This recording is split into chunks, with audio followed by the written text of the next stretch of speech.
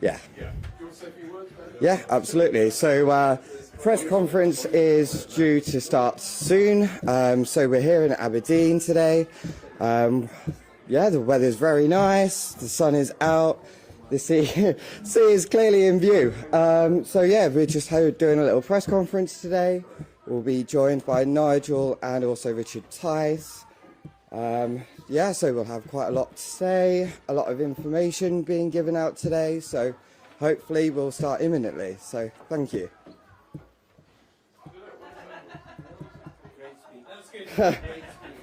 You can all go home now. I'll bring that up when there's not a lot of information.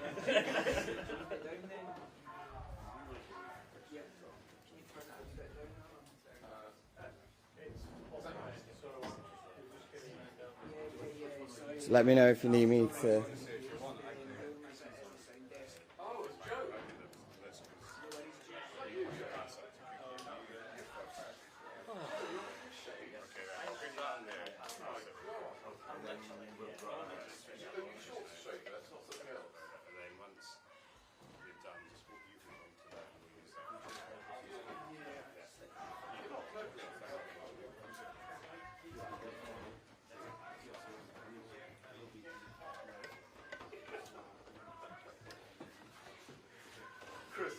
I don't know what Chris is saying, but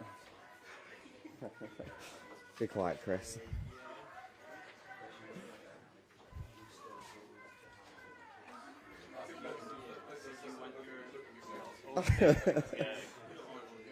I know exactly what Chris is saying.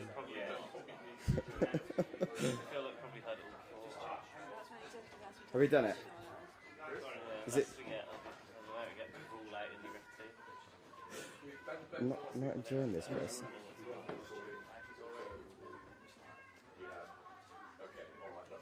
Perfect, thank you.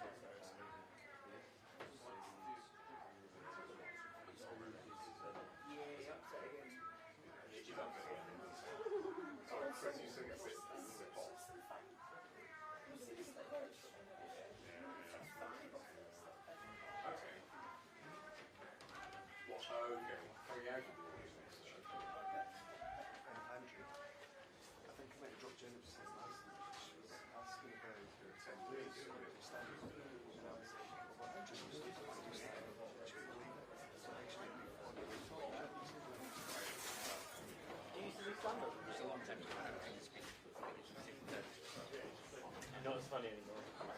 Well, she found it very funny. She couldn't wait. I can't wait to see her next. Did you do a French run? Did you? How was it? I went to see her. It was good. And you're right. Oh, really? It looks brutal. We standing out on the street with handed out flyers and stuff like that. I think it's supposed to be. It's just subconscious. Yeah, but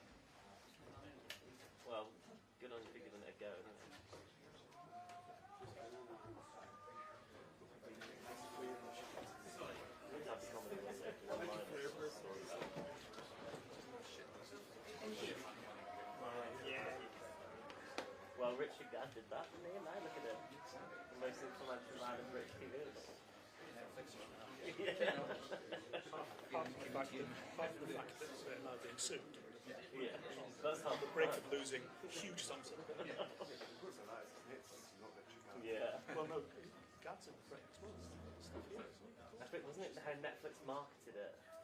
This is a true story. Yeah. I love how that woman involved as well 25 years ago was causing a similar habit in Glasgow Labour constituency politics. You can Google it, it's an old Herald article online. Same person. Yeah, the same person. She was involved in I think she was involved in a selection battle, and obviously the party took one look at her and went, I don't think so. And she issued various claims and writs and all got very nasty. And then obviously nobody thought of her again until this Netflix series suddenly appeared there.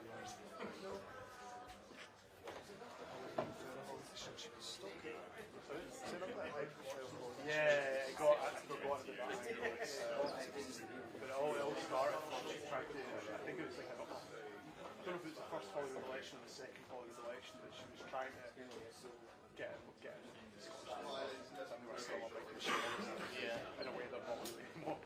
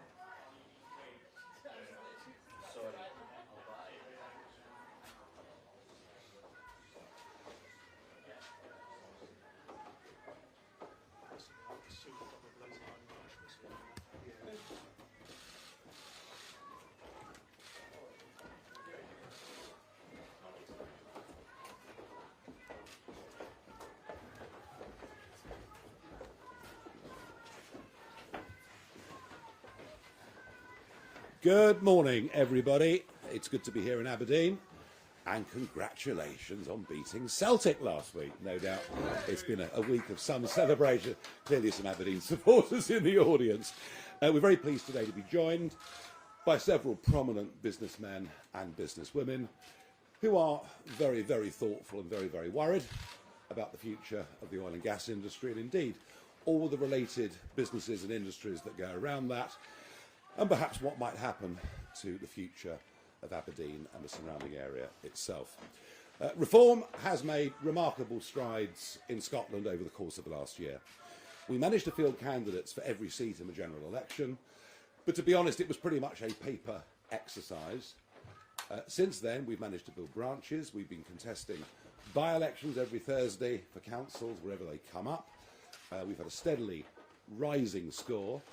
We, if you believe the polls over the weekend, are beginning to eclipse Labour to be the second most popular party in Scottish politics. And of course, we have the Hamilton by-election taking place this Thursday. But the purpose of this visit, and I guess it was really the news that Harbour Energy were laying off yet more people, the fact that this industry is in serious decline, and that to a large extent it is wholly unnecessary.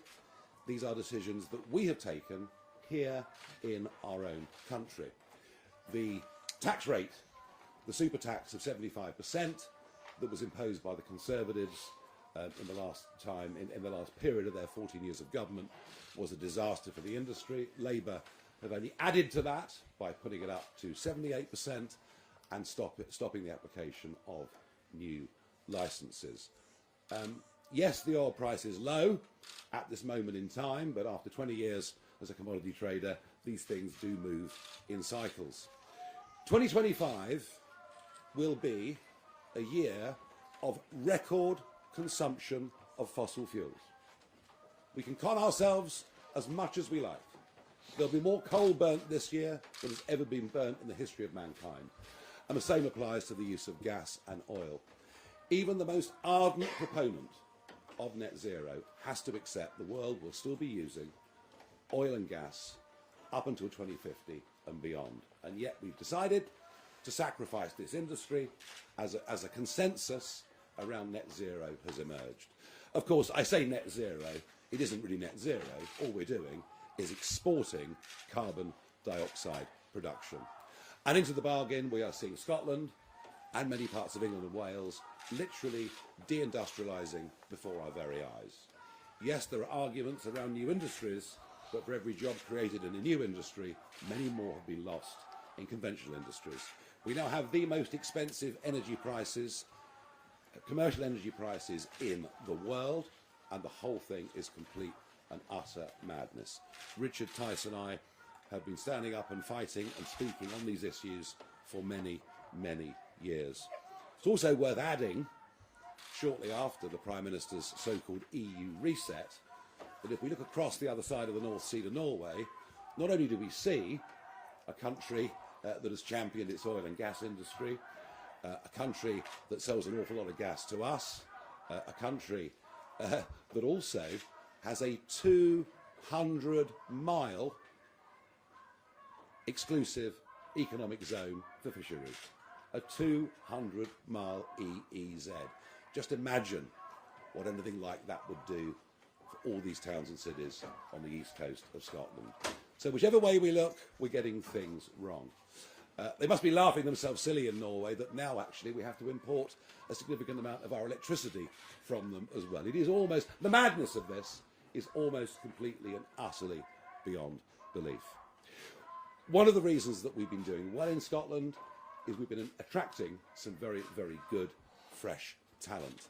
There have been several Conservative councillors that have come to us, and there'll be a Labour councillor coming to us this afternoon when we get to Hamilton. But Duncan Massie has been not just a city councillor here in Aberdeen over the course of the last few years, but somebody who has spent 20 years working in the oil and gas industry, and it's my happy duty to welcome Duncan as a Reform councillor here in the city of Aberdeen today. Duncan, thank you very much.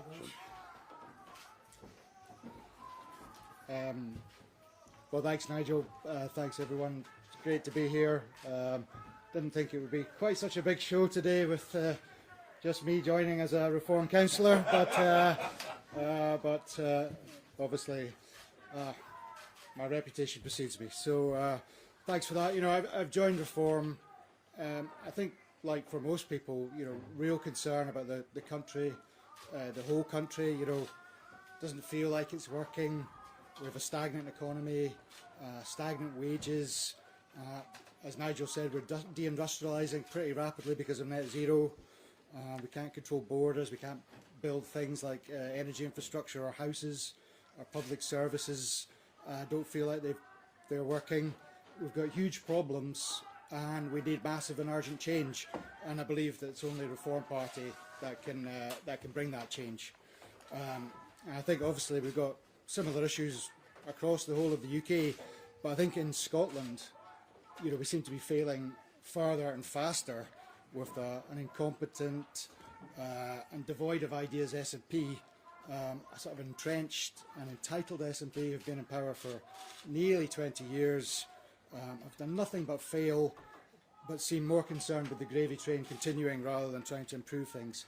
And again, I think it's only Reform that can change this dynamic and move Scotland to a place where we can change policies. And obviously the main reason here in Aberdeen is the impact on the oil and gas industry of Labour and SNP policies. You know, it just feels like deliberate destruction of our industry at the moment. 78% tax, no new licences, large projects caught up in a regulatory limbo, and all at the same time all Labour and SNP have is gaslighting us with fairy tales about the so-called just transition. You know, as Nigel said, we've got low oil prices now. You know, it feels like it's going to be a bit of a perfect storm. We've seen some redundancies at Harbour. I think it might be a very painful time for the city. And frankly, I don't think most Aberdonians have yet woken up to just how badly we're being treated. And again, I think it's only Reform by supporting reform that we're going to get the changes to our energy policies that we need. So that's my reasons for being here. Delighted to be here and look forward to increasing the reform vote in Aberdeen.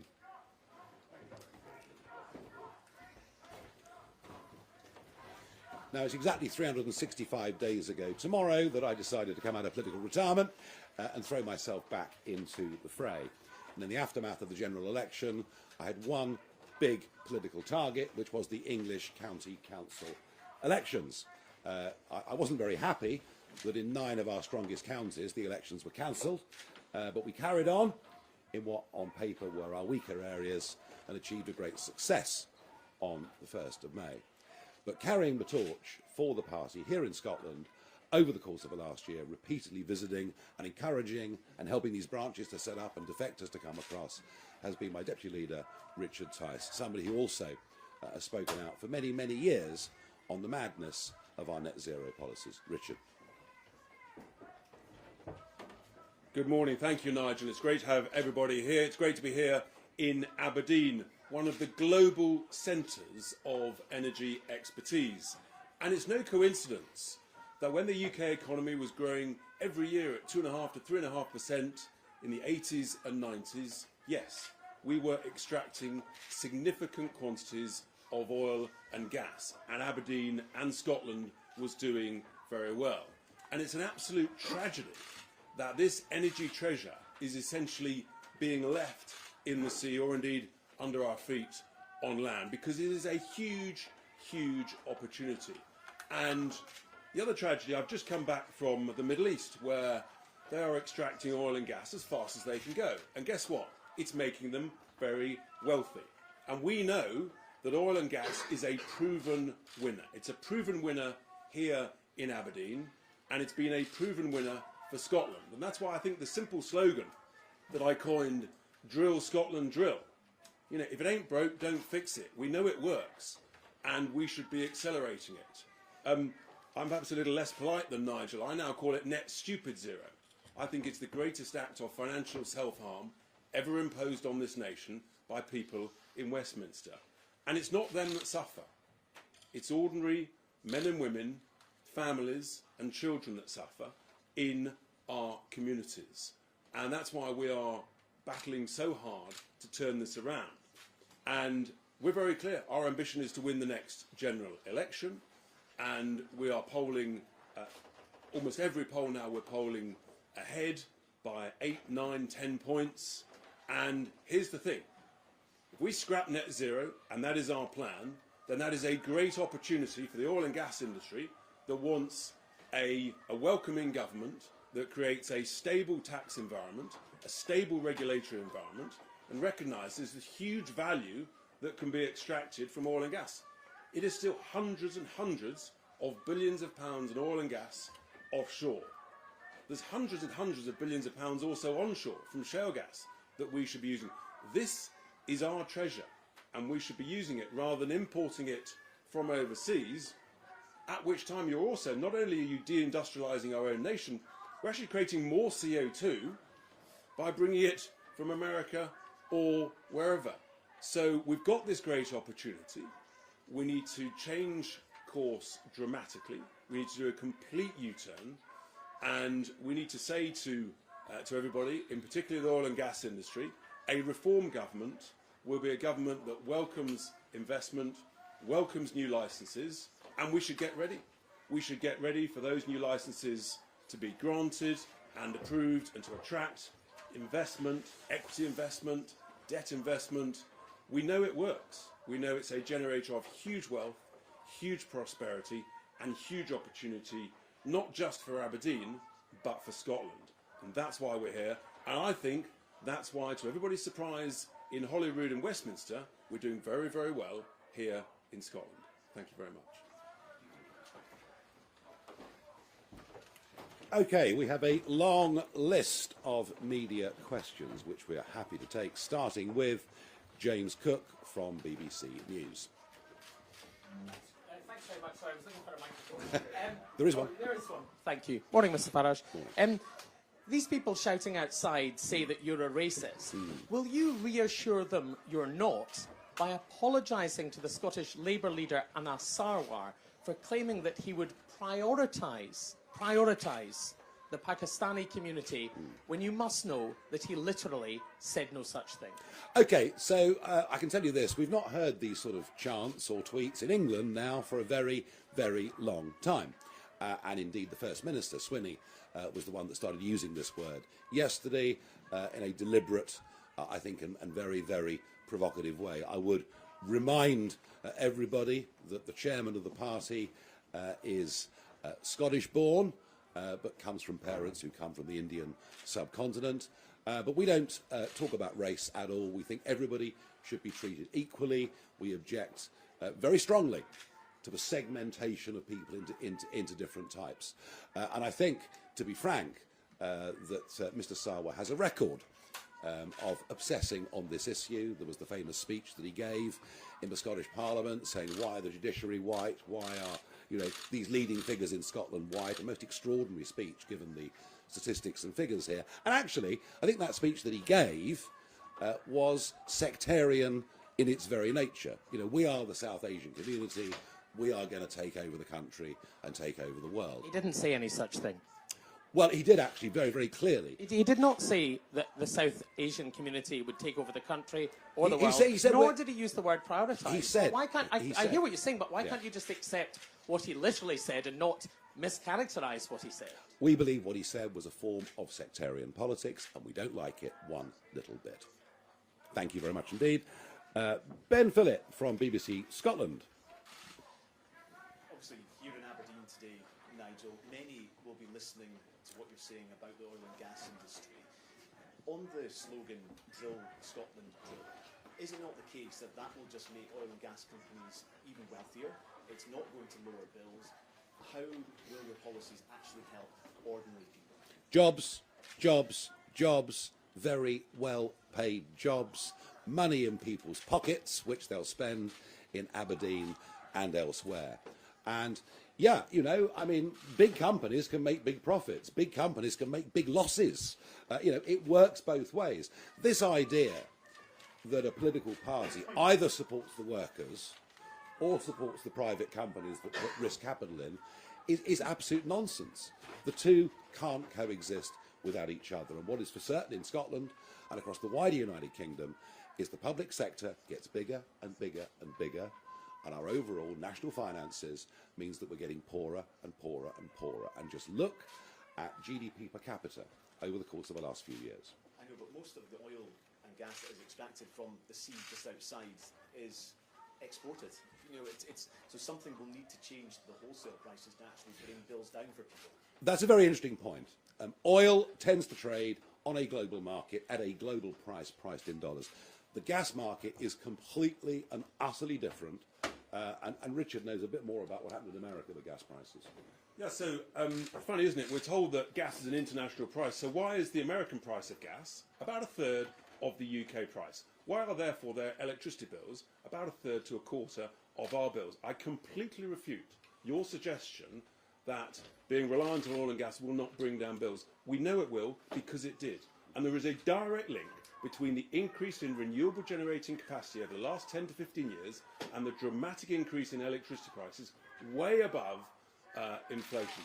That is the simple reality, and cheap energy drives everything. It drives investment, it drives businesses, it drives prosperity, and there is a direct link between our high electricity prices and there's just and the renewable generating capacity. And here's the other thing that people won't tell you. The vast majority now, about 2/3 of our electricity price is now policy costs, levies, subsidies, transmission costs, constraint payments, and all of that. The actual wholesale cost is down at somewhere between 30 and 35%. So I'm afraid people are being completely misinformed about the truth. Yeah, and a political class that have all agreed on everything for year after year after year, and that is why the injection of reform is going to change the whole nature of the debate around economic issues in Scotland. At least I believe that it will and that it should. Christopher McCall, Daily Record. Hi, Nigel. Back in 2015, during the general election campaign, you said that taxpayers in England were, quote, cheesed off with the amount of public money that goes to Scotland. Can I ask, is that still your view? And if you won power, would you look to scrap the Barnett formula? Well, the Barnett formula, it seems to me, is really somewhat out of date. What I'd like to see is a Scottish government that's able to raise a bit more of its own revenue and a Scottish economy that has actually got genuine growth. And I don't believe that can happen without this sector booming. All right? And I think, you know, the Barnett formula goes back to the 1970s. Is there an argument it should be looked at again? Of course there is. But, I mean, frankly, if you look at welfare dependency, if you look at educational standards, the idea that the sort of 50 billion this year, which is roughly what the figure is going to be, going to Scotland, it isn't going to reduce in the short term until Scotland actually starts to have an economy that is thriving. And right now it's going in completely the wrong direction. Can I just ask quickly as well, do you support the concept of devolution as the Scottish Parliament? Oh yes, devolution is here to stay, and in fact devolution now is being extended into England, you know, right down to a county basis where we're going to have elected county mayors. No. Devolution is here to stay. Sadly, over the course of the last 20 years or so, devolution doesn't appear to have worked very well. You know, I mentioned education. I could talk about 800,000 plus on the NHS waiting list. It hasn't worked out very well. Doesn't mean devolution's wrong. It means the people running it haven't got it right. Tony Diver, Daily Telegraph. Microphone. Oh. Thank you very much. You said yourself that reform has not been around in Scotland for very long. You said at the last election you ran paper candidates competing in this election. How long is it going to take you to build trust in Scottish people? How long do you think that by this time next year, when Scotland goes to the polls in the Scottish Parliament election, you could win a majority of the Scottish Parliament or even become the second largest party? Well, I think that if you look at County Durham, where we wiped away the Labour Party on May the 1st, if you look at Staffordshire and Kent, where we erased the Conservative Party, you see we were able in England, with lots of focus and effort, to build a fairly professional, in fact, actually, I'm going to be honest, very professional campaigning team with a good list of vetted candidates. In Scotland, I mean, to be frank, Scotland has not had much resource, but some very energetic, good local organisers, some great new people of talent and real-world experience joining us. I don't see any reason why we can't do exactly the same thing here. You know, I mean, I accept the SNP have a very, very solid baseline vote.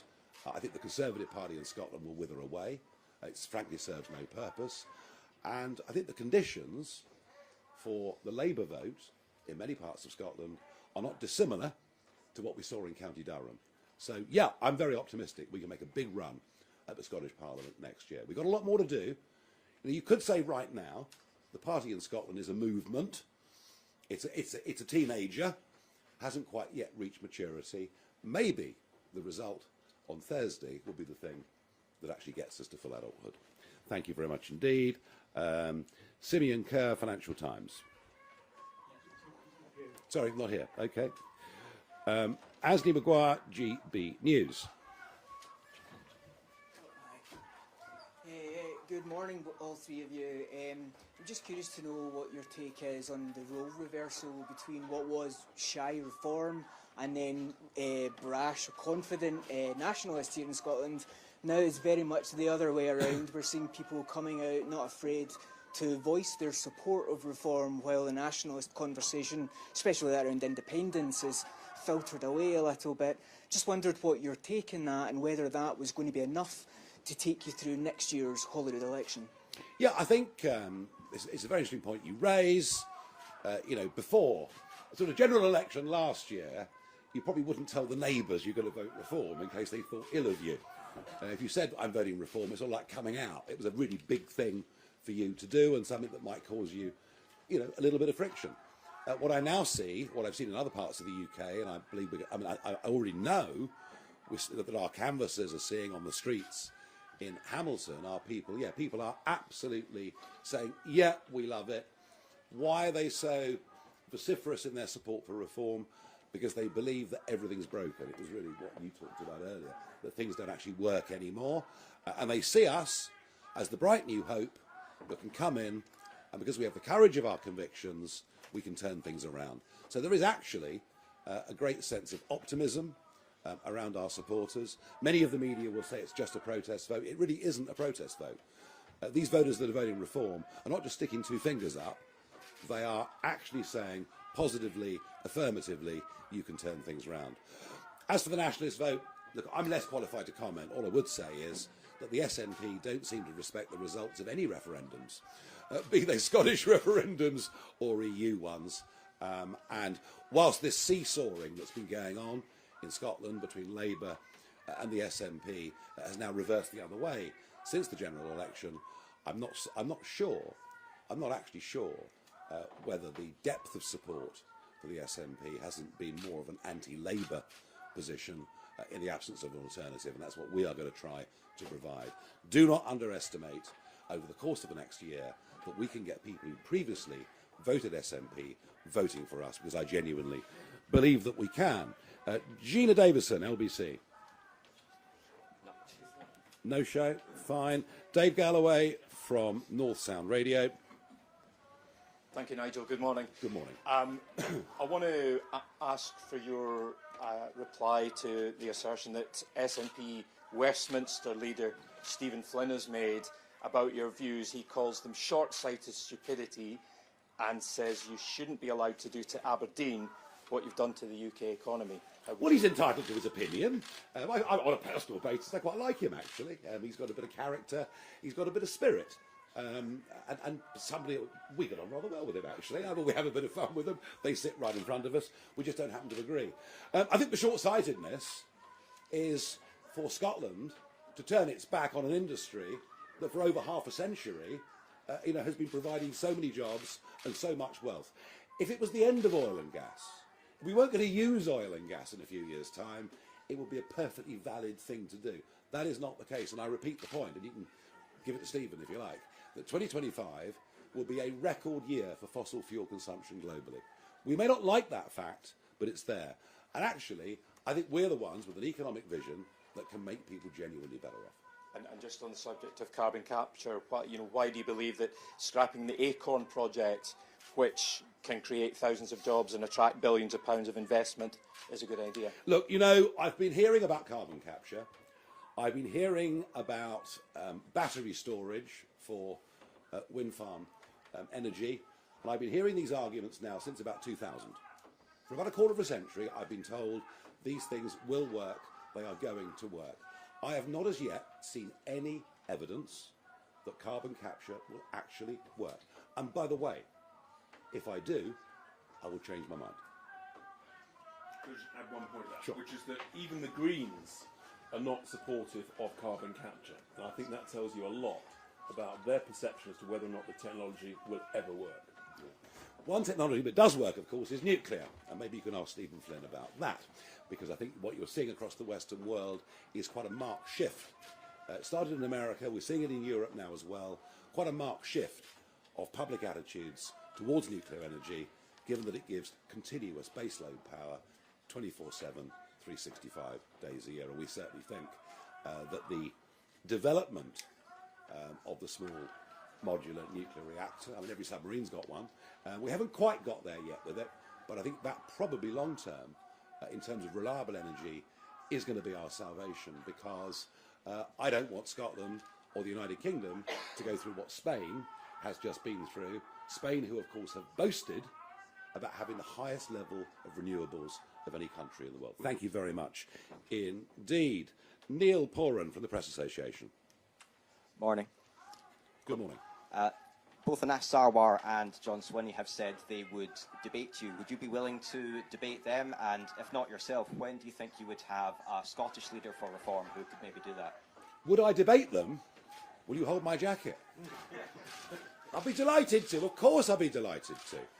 When are we going to have a Scottish leader? I think I can refer you back to the answer that I gave the Telegraph, that we are a mid-teenage year political movement that is evolving in Scotland into a fully fledged political party, the way that it has south of the border, because of our emphasis on it with the run-up to May the 1st. All in good time is the answer to your question. And by the way, I do want Reform Scotland to be as autonomous as it possibly can be, and that is absolutely our intention. All right. Very, very good. Michael Andrew Blackley from the Scottish Daily Mail. Hello, thank you. Good morning. There was more polling for the Scottish Parliament elections out at the weekend.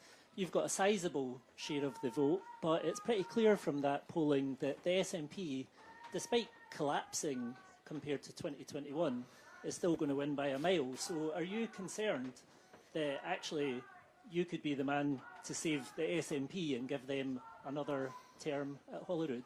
Well, even if we didn't exist, I think you'd find the Labour vote next year would be significantly down from where it was in the general election of 2024. We are a fresh voice in Scottish Parliament, making different arguments, as you can see this morning on this stage, to those that are being made by the other political parties. And you know what? Even in opposition in Holyrood, and even in the run-up to those elections, I think one of the things that I would stand on the track record that Richard and I have got, is we're actually quite good at shifting national debate and shifting government policy, regardless whether we're in power or not. So I believe we can have a significant impact on policy from now going all the way through. And by the way, on oil and gas, on the whole net zero debate, this is almost the next Brexit, where you have, you have Westminster, you've had Edinburgh, you have Cardiff, all have been wedded to one particular point of view. Us, as the minority voice inside those institutions, but increasingly a majority voice out in the rest of the country. Believe me, the scales are falling off the eyes of the public when it comes to net zero. They realise that we are putting upon ourselves a massive cost, let alone the opportunity cost of what we're missing when we globally produce less than 1% of global carbon dioxide, that percentage falling every single year. And when they actually understand that when we close down refineries, think Grangemouth, when we close down steelworks, think Scotland going back a few years, all we're doing is exporting the emissions of CO2 with the goods then being shipped back to us. The public are waking up to this, and very, very quickly, I might argue. Conor Gillies from Sky News. Mr Farage, Anna Sarwar has called you a pathetic, poisonous little man. John Swinney says you're not really interested in Scotland. Are they right? And second of all, have you ruled out standing for Holyrood next year? I have ruled out standing for Holyrood next year. I am not a Scot. Beyond playing golf and attempting to catch salmon and a few bits of family, I don't have Scottish connections. Even when I was in business, I didn't have much. I had some, but not much north of the border. So I will not be standing for Holyrood. That would be wrong in every way. And do you know what? The more they insult me, the more I know we must be doing something right. And I think they're in a blind state of panic. They're chucking around all sorts of insults. I thought the First Minister yesterday was frankly insightful in what he said. But for today, I will not return the compliment. We'll let the public make their own minds up. I'm not going to get involved in a war of words. But do you think you started that by mischaracterising Anna Sarwar's words, just to follow up on what James said earlier? No, Mr Sarwar seems to be obsessed with race. I've mentioned this already to the BBC man sitting on your right. Speeches in the Parliament about why is everybody white? What's wrong with Scotland? And we just don't see things like that. And I think that speech was a sectarian speech. Do you know what the context of that speech was? I don't know. So you're putting... Oh, yes, I do. It was the independence. Pakistani independence. Yes, it was. Yeah, OK, I get that. But... The speech in Parliament was about Pakistani independence. The speech that he gave when he talked about the South Asian community and what we can do. I think our view is that we ought to be as colourblind and as race blind as we possibly can be. People have their own private practices and religions. With respect, though, you're the party that are putting out videos about race. Well, we didn't start it. No, you asked me, did I start it? No, he did. Of that, I have no doubt at all. Stephen Brown, STV News. Morning. You've come here spoken an awful lot about oil and gas, very little about renewables.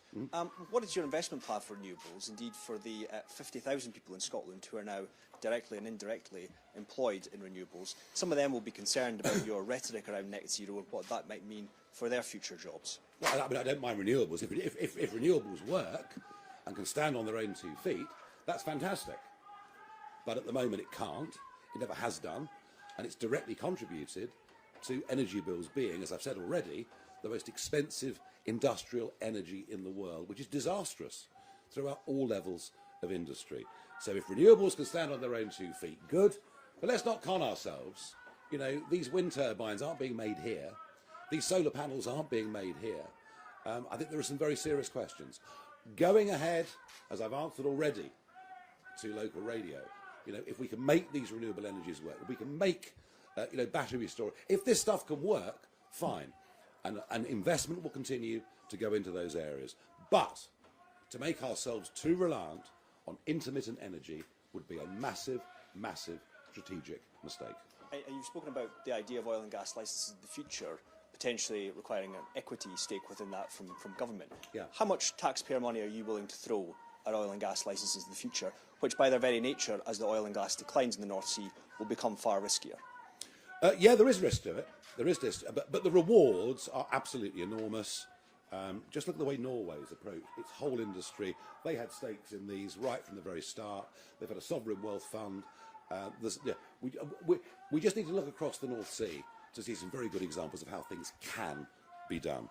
Thank you very much. Alistair Clark of the Courier. Morning. You're referring to 2 speeches that you say and Sarwar made. The second of those, are you sure you're not referring to one that Hamza Yusuf made in Parliament?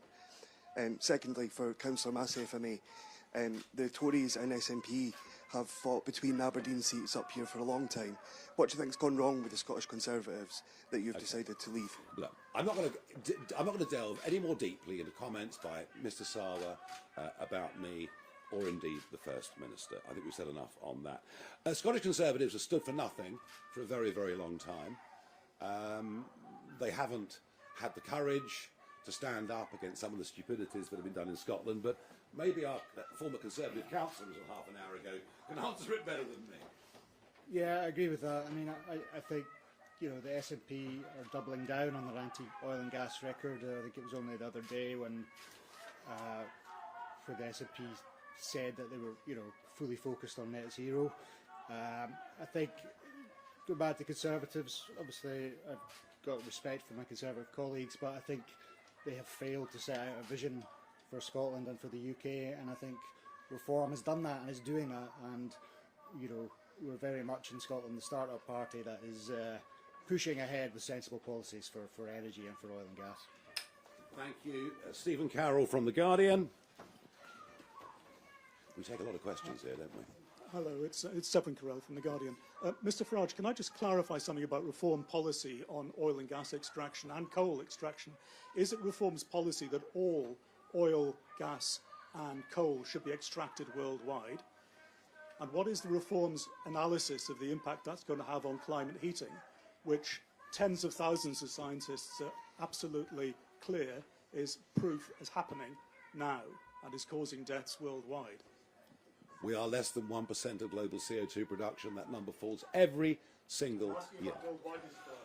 I think it would make more sense to use the coal that could have been produced in Cumbria and taken across to Scunthorpe to keep the steel plant open. I think it makes more sense to produce that coal in Cumbria than it does to import it from Japan. And I think even in terms of the CO2 argument, I think that argument actually is a winner. And we have to face up to the realities that China, Indonesia, India are using more fossil fuels. Coal, take coal. You know, we're going to burn, mankind this year is going to burn 8 billion tonnes of coal. I share with you reservations about what this is doing to the atmosphere. You know, I share those reservations. But does it make sense to commit economic harry-carry in this country whilst this is happening across the rest of the world? No. Better to refine in this country, better to produce chemicals in this country, better to manufacture cement, other products, steel, other products that use an enormous amount of energy, better to produce it here under better environmental standards than produce it in India and China under much lower standards and then ship the goods back to the UK. And I'm just trying, Sir Severin, I'm just trying to be rational and logical. Can I just go back Of to course. the first question, though? What is the reform strategy on or position on maximising oil and gas and coal extraction worldwide? Because if you say it's good for Scotland, then presumably it's good for everybody else too. Well, it's good for Scotland. No. It's going to go to 5 degrees. Let's get back to logic. If we're going to use gas in Scotland and elsewhere, there's a strong argument to say we should produce it ourselves, make lots of jobs, and get lower energy bills. And that's the argument that we will go on making, and I think the public increasingly support us. The Herald I'm going to speak to last for fairly obvious reasons outside. Alexander Ellards from the National. Yes. Good morning. Good morning. So last year, Labour suspended around 10% of the weapons export licences to Israel. The following day, writing for GB News, you questioned whether Israel was really still an ally of the UK. I'm just wondering if you can expand on that, just outline your foreign policy position on Israel and Palestine. I'm sorry, that's wrong. I said it the other way round.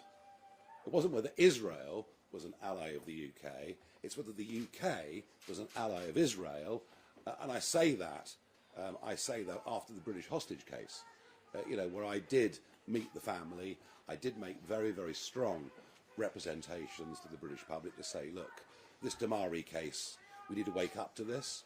I did my best through American media to make them aware there was a British hostage, and I think what you'll find is that the Foreign Secretary, David Lammy, met with the family and gave a fairly underwhelming response. So my question then, and as you say, we are going back a bit, my question then was, are we really an ally of Israel's anymore? I know that since then things have deteriorated, and even some of Israel's strongest friends in the world are asking some quite serious questions. I guess that's my question then. If you were at the head of the UK government, what would your position on Israel and Palestine be? Would you label their actions in Gaza a genocide? No. Would you suspend all arms licences? No, I wouldn't. And I think we have to get back to a fundamental fact that what happened on the 7th of October was the most appalling barbarism committed by an organisation who say they will do it again and again and again. No easy answers, I accept that. I'll just say one more quick thing, if I may.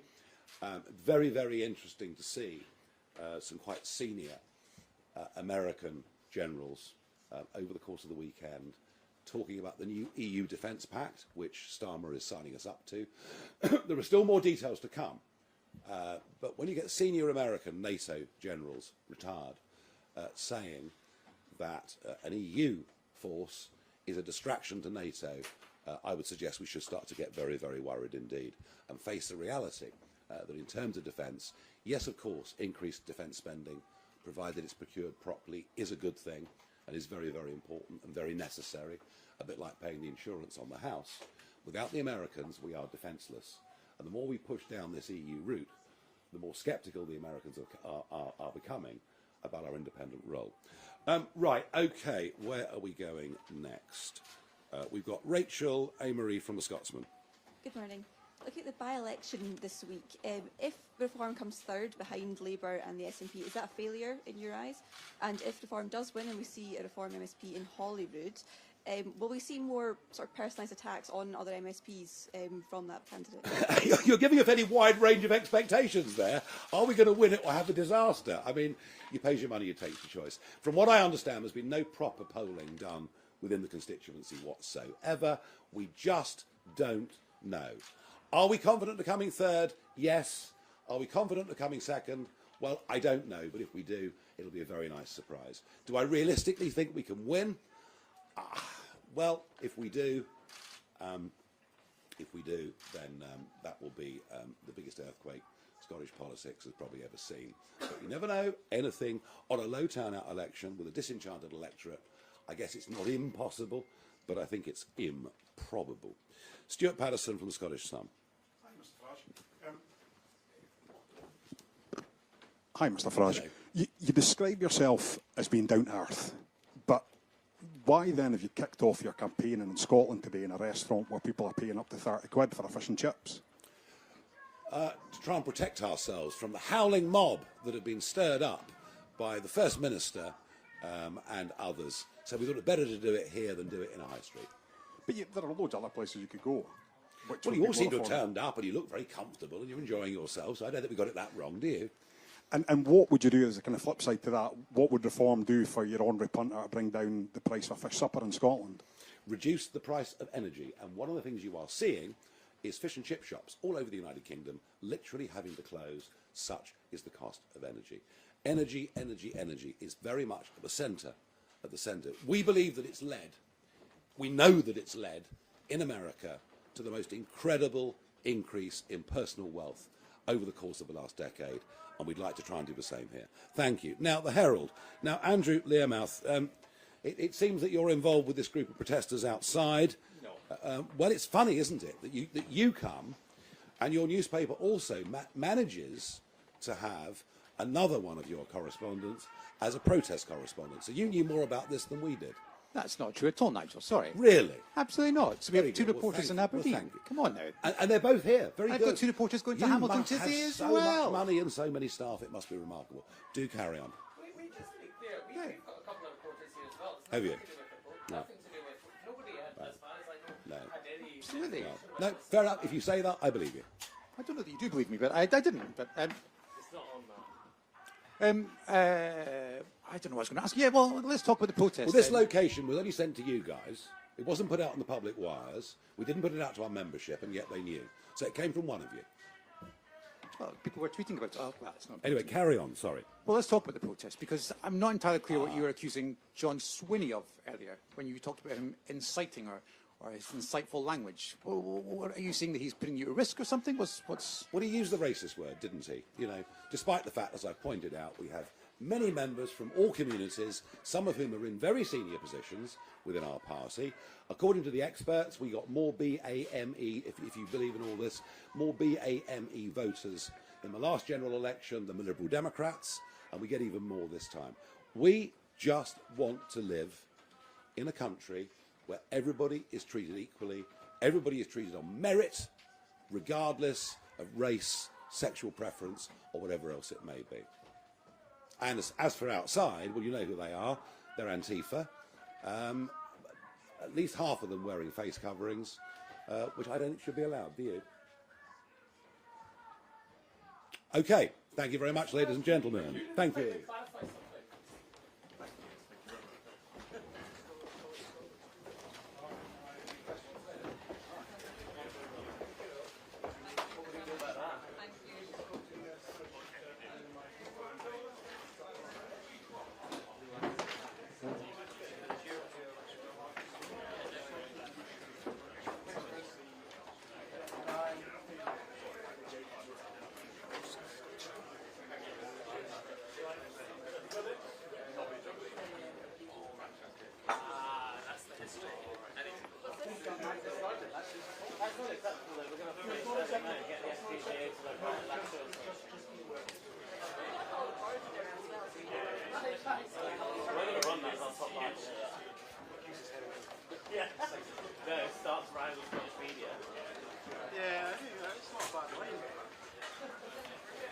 Music.